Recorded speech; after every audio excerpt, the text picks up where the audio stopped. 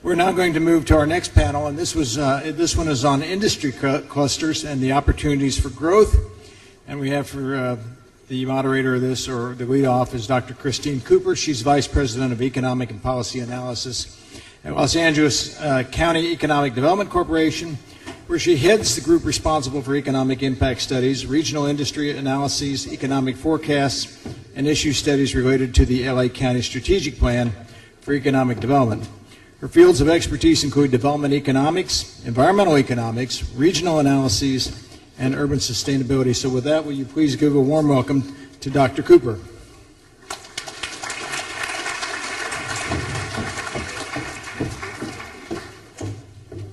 Wow, I am so humbled to be here following such fabulous speakers. Hope I don't disappoint you.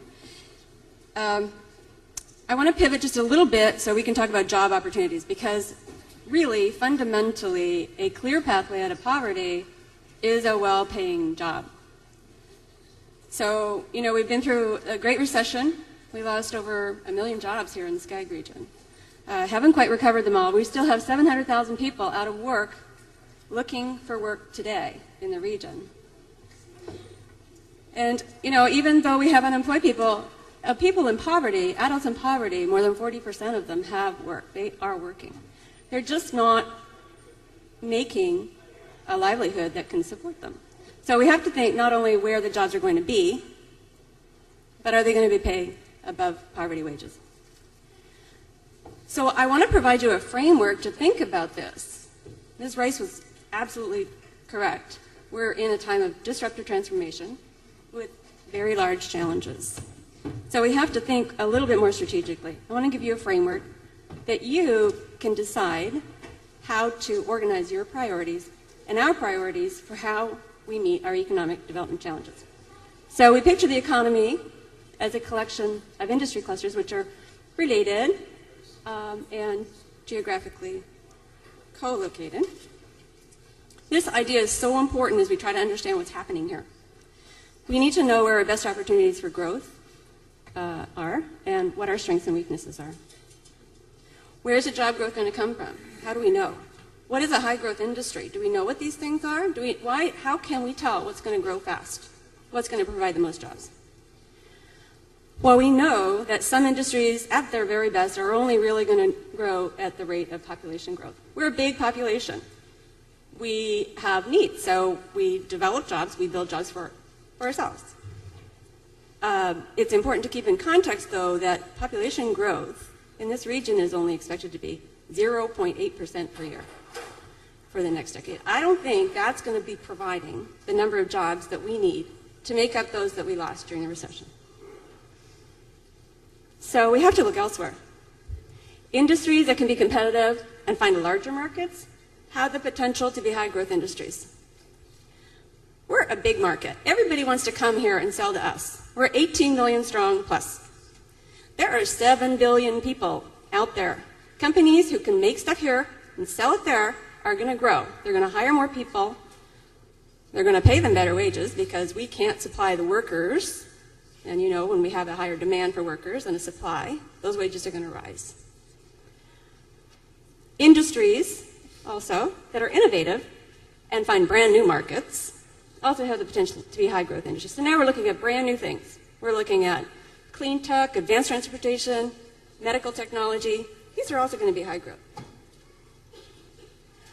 So we separate the economy into two different kinds of industries. We have the local serving industry clusters that really sell to the resident population. This is really a recirculation of our own dollars. And we have traded industry clusters that sell to customers outside the region, and they bring new money in, new dollars. So this is what we look like in the Skag region. Actually, we have a bunch of government people, which we need. Private sector employment, just over a third of private sector employment is in traded industry clusters, and about 2/3 is in local surveying. Well, just so you know, that blue wedge up on top there, that is what's bringing money into the region. So think of it as a funnel. We're funneling it in, and we're recirculating it through the rest of the pie, so we get to grow the pie. That's our best chance. So what's in that blue wedge? Here. Well, the Skag region is huge. It goes from the beach, the mountains, the desert, the wine country, through the industrial heartland, all the way down to the border. We have a whole bunch of specialties. We're a very diverse region. This is what we have here. This is the list. It's alphabetical, so I'm not taking any favorites here. Aerospace, vehicles, and defense. We know this is a very important industry here. Always has been, always will be. Keep my fingers crossed. Agricultural inputs and services, very important in Ventura and Imperial County. Biomedical and health services. Health services is a huge industry. A lot of it is local serving, but it is also changing. As new technology comes on, as we age, as we buy more health products. Communications equipment, this is in Orange County in the south. Entertainment. I will always tell you that entertainment is our homegrown signature industry. Professional business services is a huge industry sector that will also provide many jobs. Tourism and hospitality and trade and logistics. Of course, these are our specialties. This is where we have strength. These are the industries that are continuing to grow. And you will see that out of this list of industries, there are a wide range of occupations for skills from the bottom of the skill ladder all the way up to the top. So one way, if we're going to address our economic challenges, economic development challenges, and bring our friends and neighbors out of poverty, we need to focus on industries that don't have to be here, but are here, and that can provide the jobs that we will need. So we do have a panel of industry leaders, and please allow me to introduce with great pleasure our moderator, the President and CEO of the Los Angeles County Economic Development Corporation, my boss, so please be nice. LADC provides collaborative, innovative, strategic economic development throughout Southern California. He's been a vanguard of regional economic development for almost 15 years, was recently conferred an honorary doctorate from Cal State Northridge, really for his contributions to economic health of the LA region. So he's in his 8th year successfully of leading the LADC, someone who is committed, I know personally, to ensure that everyone here has a decent shot at a decent job. Please welcome Mr. Dr. Bill.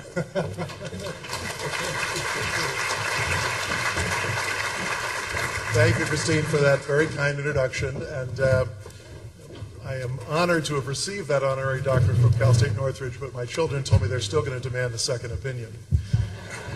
I am particularly pleased to be here today because we at the LADC share with you a concern about this war on poverty of the last 50 years and how we are doing here in our Southern California region.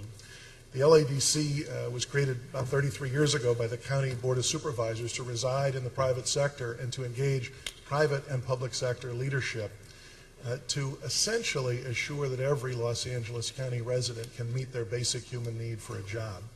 And we believe strongly in the dignity of work. We believe that the best social program is in fact a job.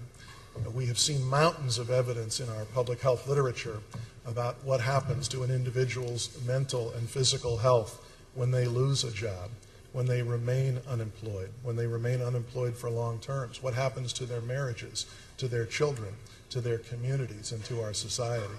And Christine shared with you, as did Dr. Husing, some staggering numbers in our region about the number of people who are unemployed, underemployed, long-term unemployed. We simply all have to do a better job of addressing this challenge. 5 years ago, the LADC facilitated the first ever consensus strategic plan for economic development in this county's history. Think about that for a moment. In this county's long and distinguished history, there had never been a consensus-built strategic plan involving business, labor, government, education, the environmental community, community-based organizations, faith-based organizations, coming together, more than 1,000 organizations coming together in more than 24 public meetings to establish a plan that prioritized that goal of helping every resident meet their basic human need for a job. And in the 5 first years of implementation of the plan, we've seen the creation of a couple 100,000 jobs in this region. but we still have a long way to go. Over the next year, we'll be developing the next 5-year strategic plan for economic development in the county, and we would hope that all of you would participate in that process. We need a consensus agreement so we can all move forward together, not get in each other's way in the process of creating more and better jobs for the people of all of Southern California. So many of your organizations in your counties, those of you who are not here today from Los Angeles County, led by wonderful people like Paul Granillo and Lucy Dunn and others, are conducting similar efforts, and I encourage you to get involved in those. We will be, this time around, focusing on these clusters that Dr. Cooper just shared with you. It is important to note that with this large population, we have in the Skag region, as Dr. Husing mentioned, I think about 5 million people in our labor force. And we need to create a lot of jobs for these folks, and many of them will be created by these population-serving industries, but many others will be created by industries that create products and services for the world, for markets outside of Southern California. So when we think exporting and trading, we don't just mean with other countries, we mean with other regions of this state, with other states of this union, and with other nations of the world.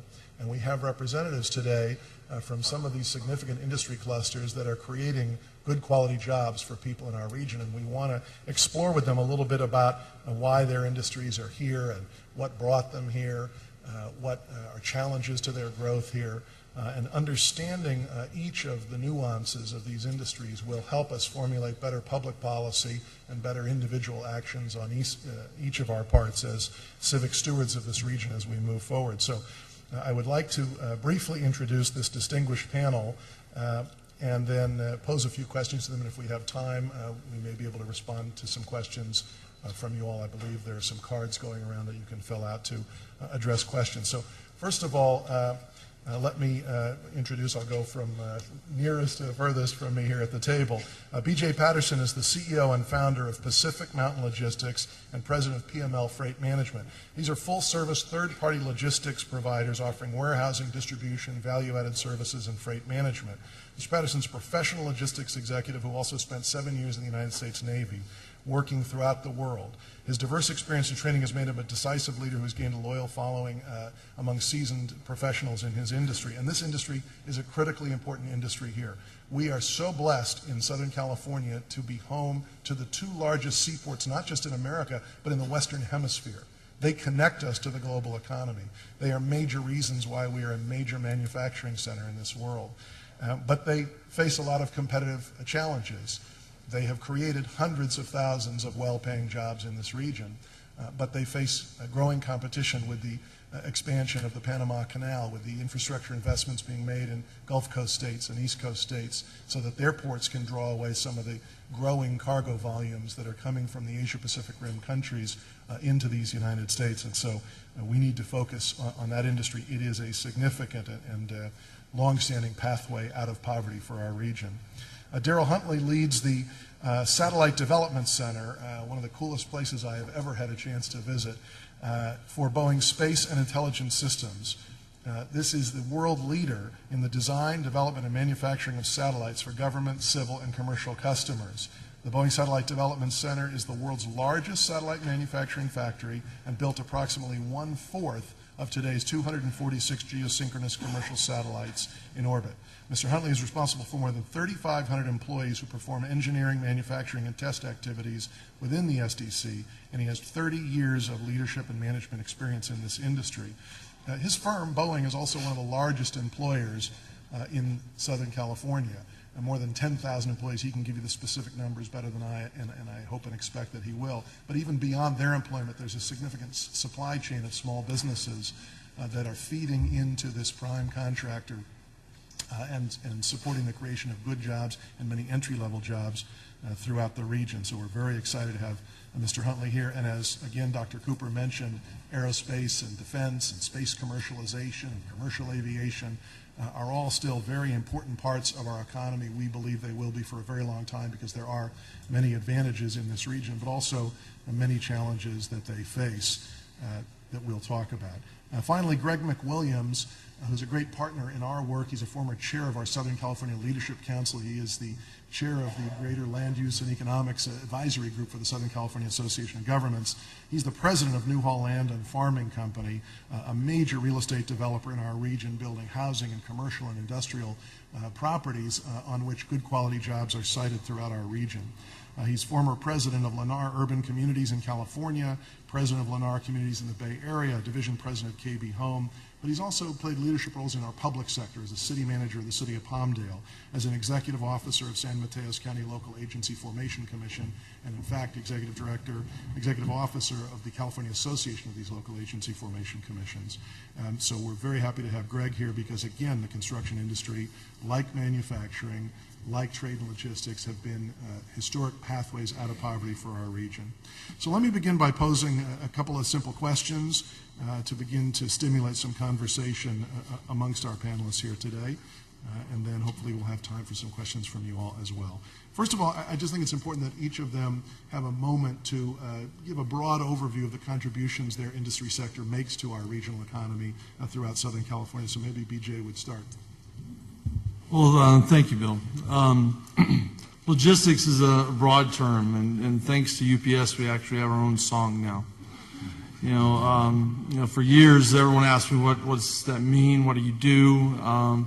We create jobs, honestly. 18.8% of all the jobs created in the Inland Empire were created by logistics. And it's a broad term. You know, I give this speech to high schoolers all the time to say it's warehousing, it's trucking, it's airlines, it's the ports, it's the steamship lines, it's the terminal operators at the ports. It's all that together makes up logistics. We are in Southern California, which is the infrastructure logistics hub of the world. No place, I've worked all over the world, I've been all over this country, and no place like Southern California has the infrastructure and the talent to pull off what we do every day. Over 45% of the goods that come from abroad come through the ports of Long Beach and LA to service all of America. Okay, think about that. I mean, over 45% come through ports of Long Beach and LA, and Southern California is one that services that. It creates thousands and thousands of jobs, and those create other jobs. And what we need to do is work together to make sure that, you know, through regulatory issues and public policy, as Dr. Husing said earlier, we don't stifle that growth, because more so now than ever in my career, there's a lot of competition for those jobs. As Bill mentioned, the Gulf Coast and the East Coast have made significant infrastructure investment to try and steal those jobs away from us. And I tell people all the time, you just got to do the math. Okay, and as long as it's still economical for those companies to come through here, they'll continue to do that. They're not going to change. But the minute that becomes an economic loss to them, and it becomes more economical to come through those other ports, and also Canada and Mexico have made significant investment to try and avoid Long Beach and LA. As long as that number doesn't, you know, cross over, then we'll have those jobs. But the minute it does, and that is generally driven by public policy and regulatory issues, then we're going to start losing those jobs. Daryl, can you give us a little insight into your industry? Sure. Yeah, thanks, Bill. Boeing and all the heritage companies, we've been in Southern California over 90 years now. Boeing, Rockwell, McDonnell Douglas, Hughes Space Communications, other companies. And actually, I feel like I have the home court advantage here today at the Science Center here. I thought I was a day away from work, and I look up and I feel like I'm in my factory. It's great to be here. I can remember as a youth growing up in New Jersey, before President Johnson talked about the war on poverty, President Kennedy challenged America to go to space. That gave my generation, dreams. It drove me into engineering and space. When I thought of space, where else would I come but to California, where Apollo, Saturn V, the space shuttle designed and built here in California. We continue that proud tradition today with the satellite factory run just south of LAX here. In addition to that, we've got cyber work, advanced development work going on with our Phantom Works group. The engineering talent pool here is tremendous. BCA with the growth in that work, it's secret the tremendous growth in commercial aviation. and they're busting at the seams in Puget Sound. So open up a center here, having jobs down here, engineering jobs here, because that's where the talent is. And Bill also talked about the jobs we could talk about that have Boeing badge folks doing it. In addition to that, in California, last year, over 3,300 suppliers that we work with, the entire Boeing, that includes BCA work, over $7.4 billion of solid work here in this state that we continue to have here. And a lot of that is smaller shops, small disadvantaged shops, mom and pop type shops, manufacturing shops, wire harness work. I deal with structure suppliers, composite suppliers. So some really solid work here that really spans the gamut. And what really fuels us is not looking at the last 90 years or the last 50 years of space, but really what is the next 50 years going to be? What is that innovation? Creating those dreams, making them real. But the reality is to make that those dreams become real, affordability is also a real concern that we always wrestle with. So it's something that we fight with every day. Greg? Yeah, thanks, Bill. When you look at the statistics and numbers that the economists put forward, we're looking at SCAG region with almost 43% of those at the workforce age 25 years old have a high school diploma or less. And as a representative of the construction sector, in your own economic scenario, 84% of the jobs available are in the construction sector, and these are jobs that have a median income of almost $54,000. Between 2012 and 2020, they projected 61,600 jobs in this sector alone. On the Newhall Ranch, which is in North LA County, we project 20,000 jobs, and at the build-out, another 60,000 permanent jobs. In the community of Valencia that we built, we have a 3-to-1 jobs housing balance. The problem we have is getting folks that are underserved, in poverty, to workforce training, to jobs. And the one thing that everybody needs to understand is that capital investment follows certainty. And it takes political leadership, it takes community leadership, and it takes capital risk leadership in order to get construction jobs to the forefront. And if capital follows certainty, what has happened in California, because of the regulatory hurdles that these two gentlemen already talked to, is that the only certainty in California is complete unmitigated uncertainty.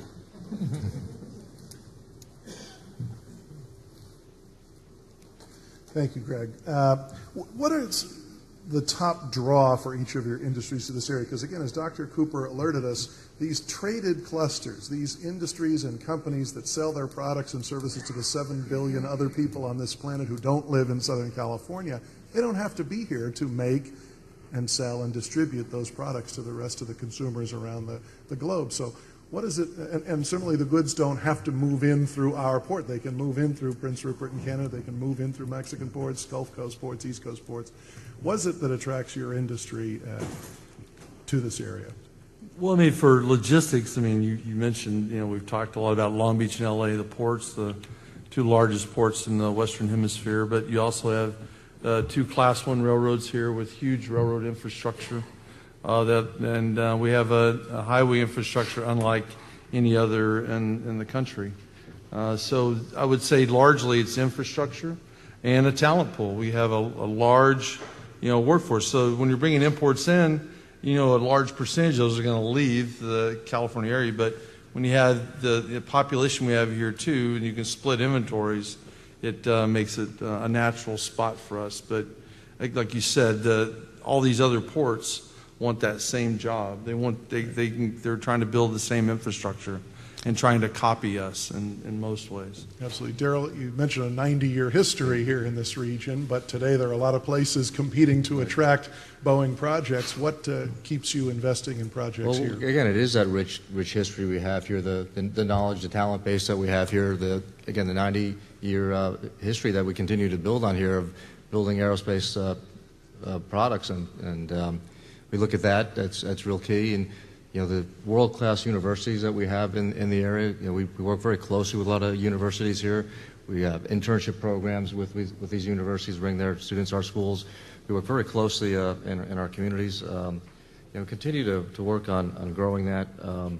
Innovation. And when you think of innovation, you think of California. So that's really important because we're living, again, I talk about not the last 90 years, what are the next 50 years going to be? As we bring on new hires, I talk to our new college hires and challenge them about the next 50 years. What are they going to create? And they come with an energy and a boundless, unbounded enthusiasm, and we can harness that and just, it's hard to even predict where the future might be.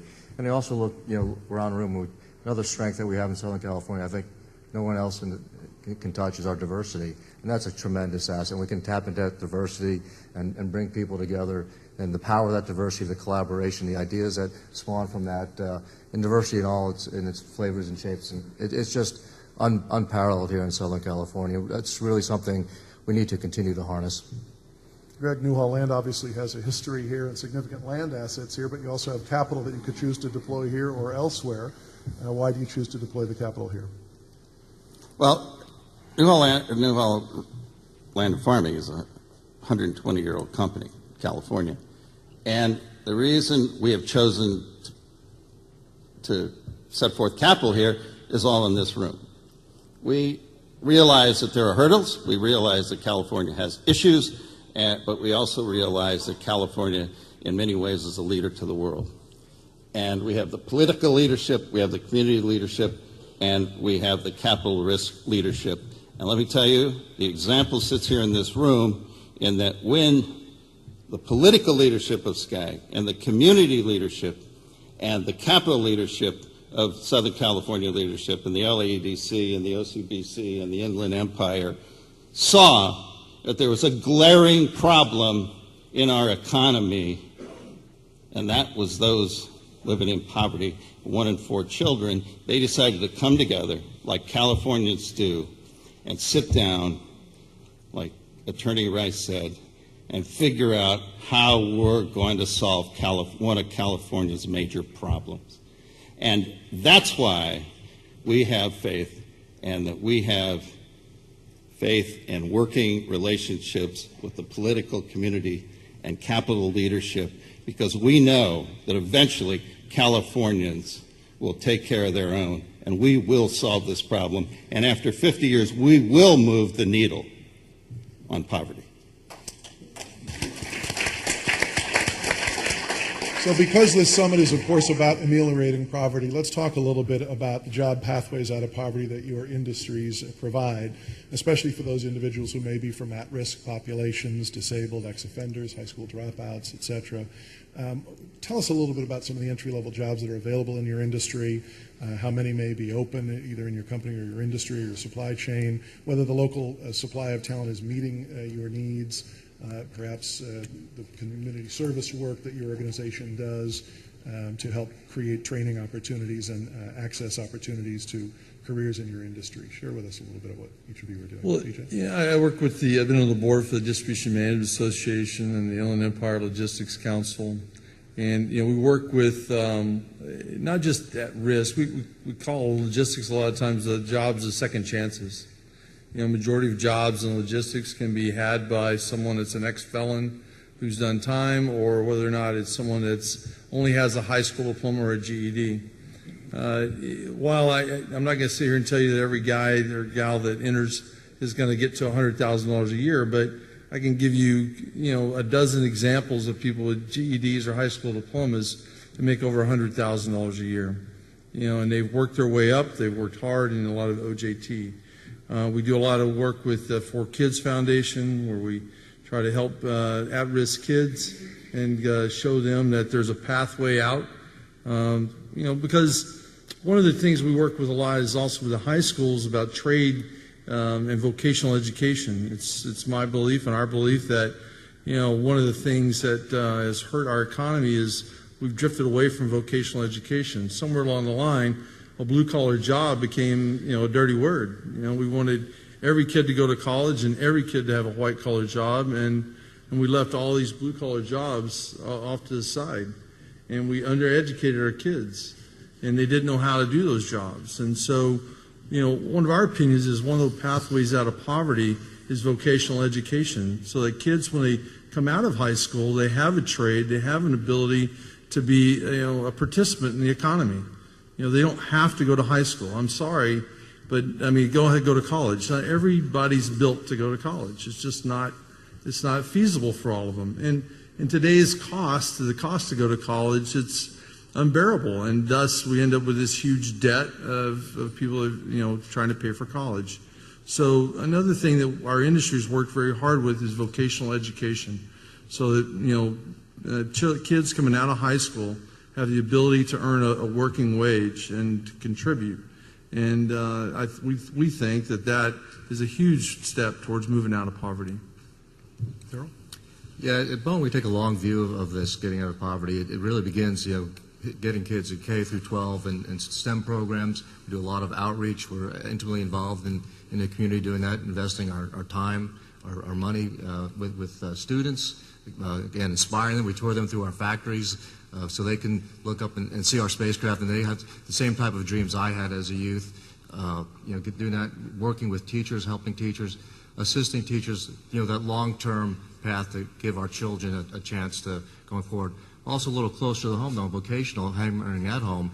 Boeing, we're partners and sponsors of Homeboy Industries, for example, both the Homegirl Cafe, but one specific example I'd like to talk about is the solar panel installation program, where we're partnering with them, providing them funding and training to train formerly incarcerated or gang members, useful skills so they can, green energy for the future, future jobs to do solar panel installations and to turn lives around and to make a difference.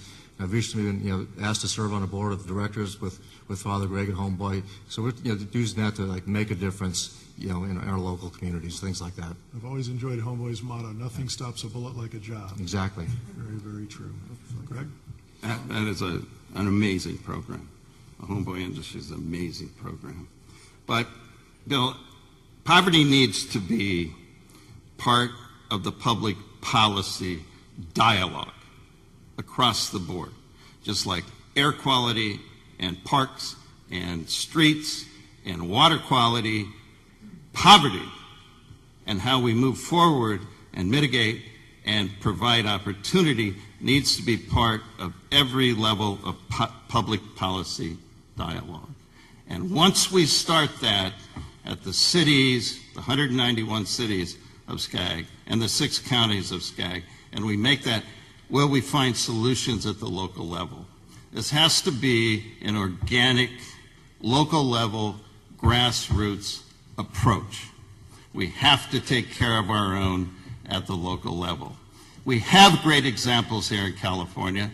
In the audience today is a colleague of mine. His name is Roy Willis. When I was doing Hunters Point Community in San Francisco, the greatest environmental justice atrocity in California, a Superfund site that was the largest shipbuilding concentration up until the 70s, and the U.S. Navy came in and shut the lights off, padlocked the gate, and left a middle-class, growing African-American community without any interaction, retraining, or education. It took political leadership and community leadership in the 90s when a leader came forward as the mayor of San Francisco named Willie Brown and said, I'm going to right a wrong, and we're going to go in and we're going to take care of this environmental justice. I think it took 2 U.S. senators and the Speaker of the House to figure out how to get $800 million to $1 billion for a Superfund cleanup site. 14 years later, there's going to be almost a $60 million jobs training for the community for every construction job and permanent job that will be on Hunters Point, 700 acres, over 3 million square feet of industrial commercial. When you take the political will and you take the community will and you take the guts of capital risk, we can do this in California. And if you can do it on an environmental justice site, You can do it anywhere in this state. And I would like Roy Willis, the leader of that operation, to stand up.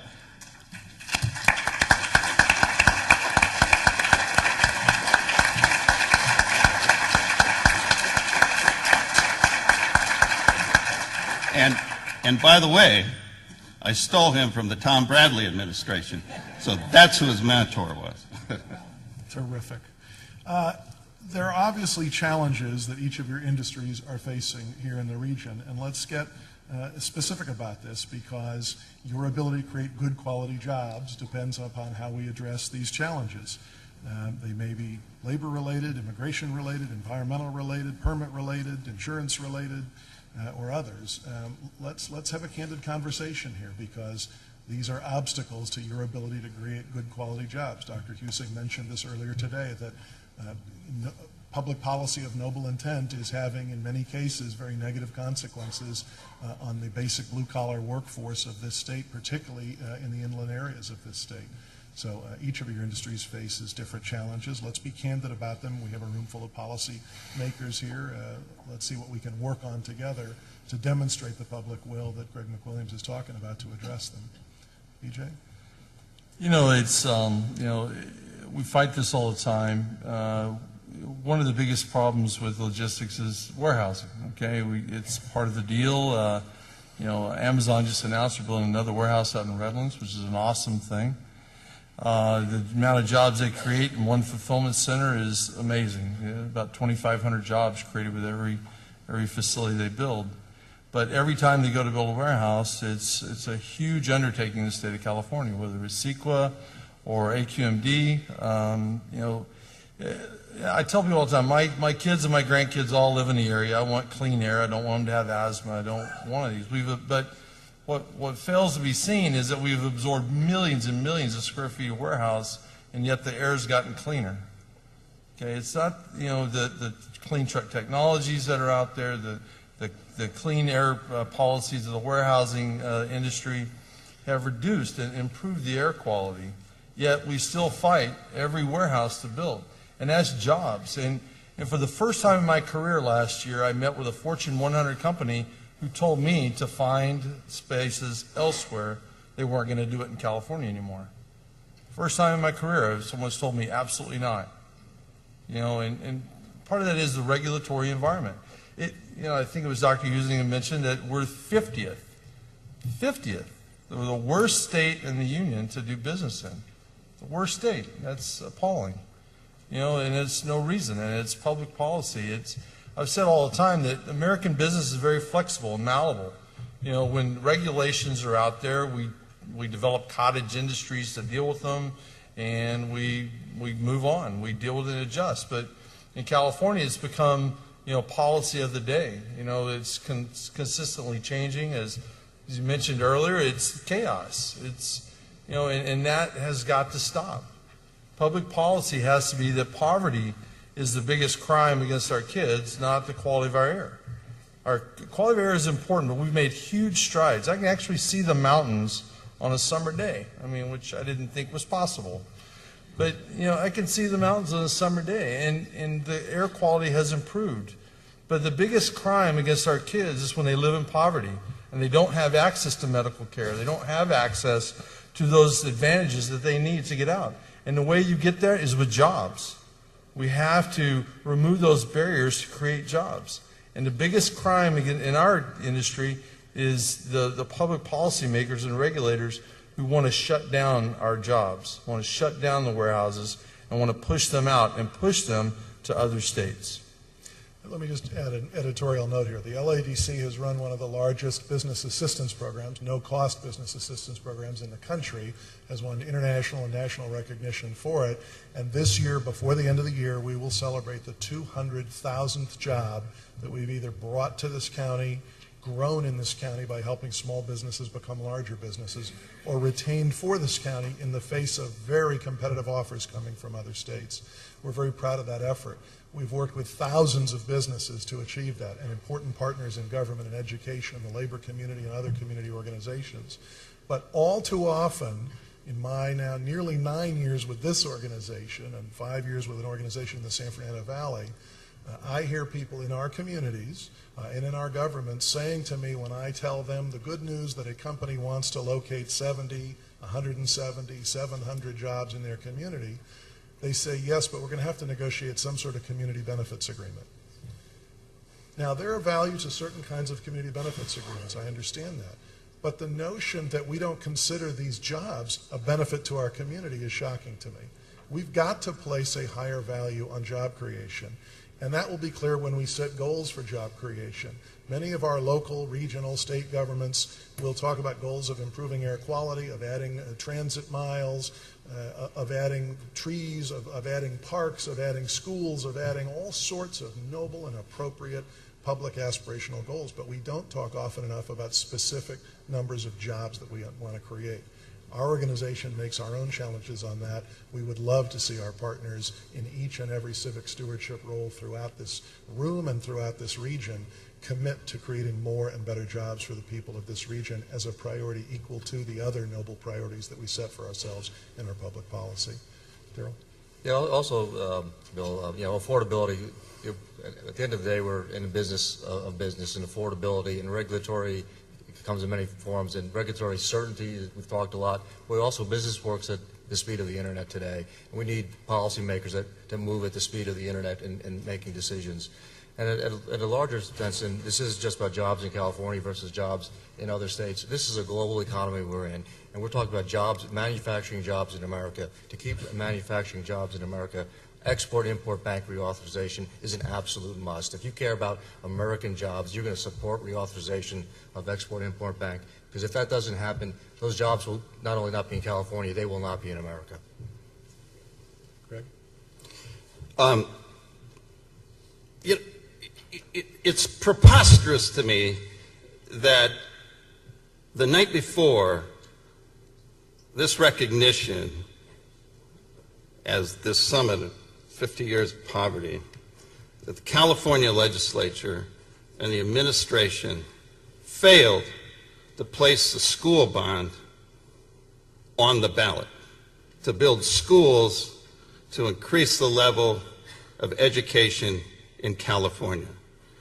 We have failed to put that financing forward. I don't understand that. We have to ask ourselves, we got a $68 billion bullet train, high-speed rail, and we can't get schools built. So what kind of train do we want to be on? Do we want to be on a bullet train, a jobs train, an educational train? But we want to be training, and we want to be training those to get from poverty to workforce to jobs. And we're kind of missing that. And environmental justice to us in the building industry is not when an agency litigates on CEQA to stop BSNF Railroad from creating 6,000 to 7,000 jobs at the port, stops them from putting containers on a train instead of diesel belching trucks to clean up the environment, and the air quality district litigates them and stops these jobs and puts these jobs into this holding pattern of CEQA abuse. To us, environmental justice is the creation of a job.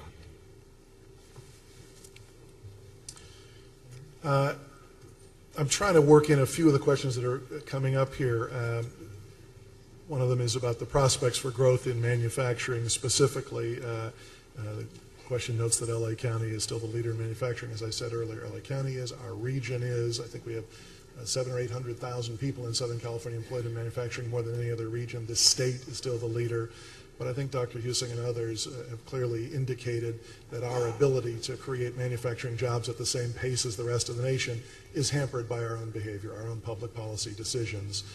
So any other comments on specific recommendations that you might have, since again we have so many influential folks in the room today? Certainly when we think of manufacturing, it's easy to think of manufacturing in the past, and we need to think of what is manufacturing in the future, and additive manufacturing techniques, and where is the state of the art of manufacturing going. And these are the manufacturing jobs of that my grandfather might have had, or not the the jobs that my grandchildren are going to have. And so we need, again, to have a skilled workforce that's skilled in 21st century manufacturing techniques. And that does require investment. Any other? We've got a lot of barriers in order to get opportunity, folks in poverty, to the workforce, to jobs.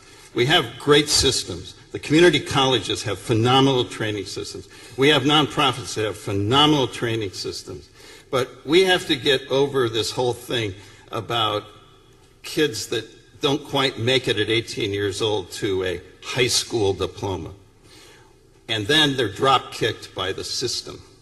We've got to be able to find safety net training, mentoring, and we've got to be able to break down the barriers of community college training and break down the barriers and get funding to nonprofits that really know how to do this in order to get those kids that realize I've made a mistake, that realize I need to go forward. I didn't get that, but we can work with them to get GEDs, we can work with them to get workforce training, and we can work for them to get to the dignity of a job.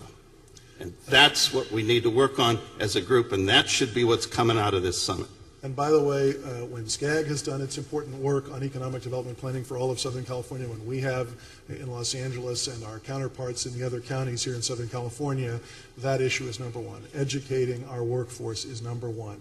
And it is tragedy to me that we underinvest in public education the way we do in this state. The fact that we have more than a quarter of our adult population who lack even that high school diploma, and we are cutting the resources available to address that at our K through 12 school, adult school programs, at our community college programs. We must address this. It's something we can all come together in the labor community, apprenticeships, in the business community, in the private sector, public sector, nonprofit sector. This should be one opportunity that unites us, because without additional education, the ability to compete in this current global economy and the economy of the future is simply not possible.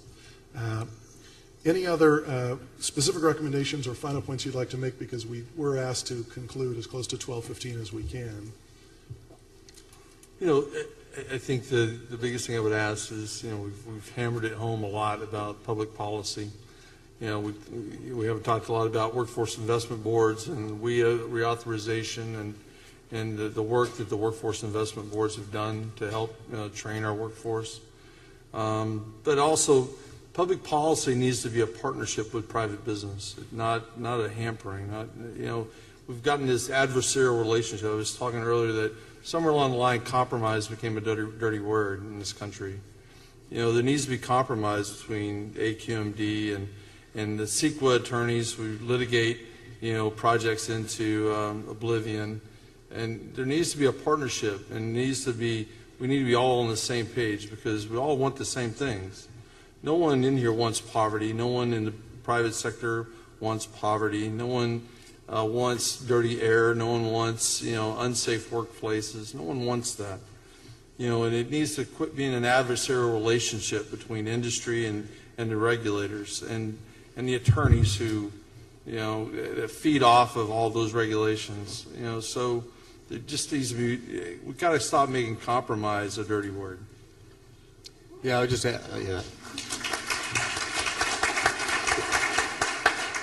real briefly, just to add on about the partnership between the private enterprise, the public sector, as well as, you know, our communities. It really is. We're all in this together, and we need to. You know, we can get out of this together. I also see the head of our County Federation of Labor in the room, Maria Raza, who was a very important part of the establishment of our first ever consensus strategic plan for economic development across the county. And I expect that labor, and I hope that all of you will be a part of this next 5-year planning process that will be conducted over the next 12 months here in LA County. SCAG has ongoing planning processes for their economic development strategies. All of you should participate in that. And if I may direct you to a little bit of homework, there's a book called The Portrait of California, which is part of the American Human Development Index series of studies of societies around the globe, states in the U.S., and in this particular case, it is a portrait of California and the distinct differences between the various areas of this state. Dr. Husing, I think, showed a map probably from it when he was showing the map, showed earlier. But if you look at that, you will see there are areas right here in our region that are among the wealthiest areas in this state and nation, and are among the very poorest areas in this state and nation. And you will see in these communities an alignment, a correlation between education levels and employment levels and public health. And the most upsetting thing to me in studying that document backwards and forwards is that in our most underserved areas, in our areas of highest poverty, we not only see the highest levels of people lacking even a basic high school education, but the highest levels of unemployment and the lowest lifespans. 10-year less lifespan than the people in the better educated, better employed communities. And if that isn't a moral imperative to all of us to do more with each and every minute of our days to eradicate the poverty that we face in our own communities, in many cases in our own families and neighborhoods, then I don't know what is. So it is a life and death matter. I appreciate all the people on this stage today who are creating good quality jobs, investing in programs to create opportunities for more people in our communities to access these jobs. I thank you all for being here, and the Southern California Association of Governments for the vision to conduct this conference and for inviting all of us to be a small part of it. Thank you very much.